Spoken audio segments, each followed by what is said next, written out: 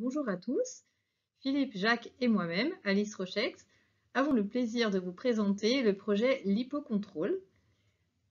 Ce projet est porté par l'Université de Lille et répond à l'appel au projet PSPE2. Il était axé sur la recherche de nouveaux lipopeptides utilisables comme biopesticides par criblage d'une collection de Pseudomonas syringae.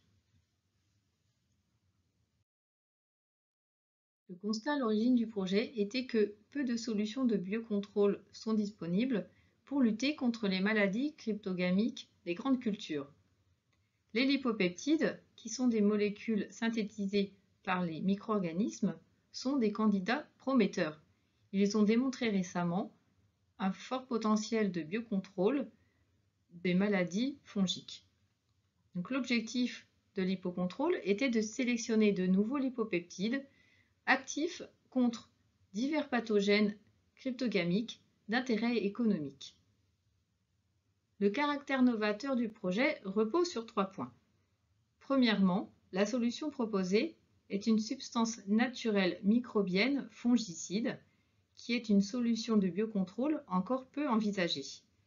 Deuxièmement, le groupe exploré, qui est le complexe Pseudomonas syringae, est un groupe microbien qui possède un fort potentiel de synthèse de lipopeptides qui sont encore peu exploités, et la collection criblée est une grande collection de Pseudomonas syringae qui constitue un important réservoir de biodiversité. Enfin, le crible de sélection est une méthode à haut débit développée à l'Université de Lille. Au cours du projet, nous avons réalisé le criblage de 700 souches en utilisant une approche combinant différents outils. Des essais biologiques ont été effectués in vitro pour mesurer l'activité antifongique de toutes les bactéries de la collection contre plusieurs champignons, Zymoseptoria tritici, Sclerotinia sclerotirum et Botrytis cinerea. Des analyses de spectrométrie de masse couplées à des analyses bioinformatiques ont servi à détecter la production de lipopeptides par les bactéries de la collection. Le premier résultat marquant est que un grand nombre de souches sont actives contre au moins un des champignons ciblés. Ces résultats sont très positifs puisque 20% des souches de la collection se sont avérées actives alors que nous espérions au début du projet 5% de souches actives. Le deuxième résultat marquant est que la majorité des souches actives produisent des lipopeptides. Parmi les lipopeptides identifiés, nous avons découvert 42 nouvelles molécules, ce qui a permis de mettre en évidence une diversité structurale des lipopeptides de Pseudomonas syringae beaucoup plus élevée que ce qui était connu au début du projet. À la fin du projet, tous les partenaires se sont réunis pour choisir les souches les plus intéressantes.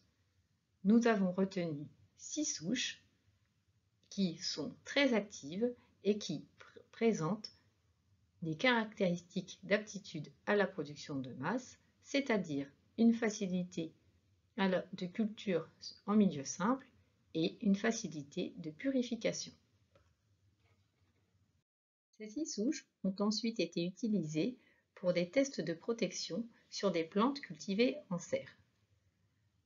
Les souches ont été cultivées au laboratoire, puis les extraits de culture obtenus ont été appliqués par pulvérisation sur les feuilles.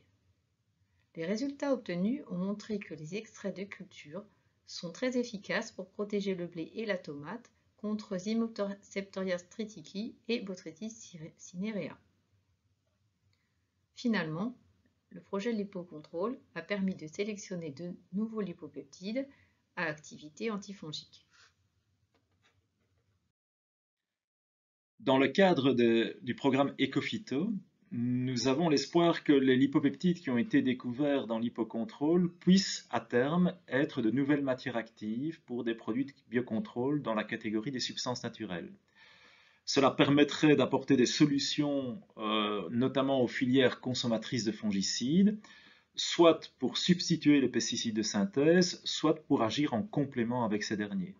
C'est la raison pour laquelle on avait ciblé en fait 4 maladies principalement rencontrées dans le monde de l'agriculture: la septoriose du blé, la sclérotignose du colza et la pourriture grise de la vigne et de la tomate.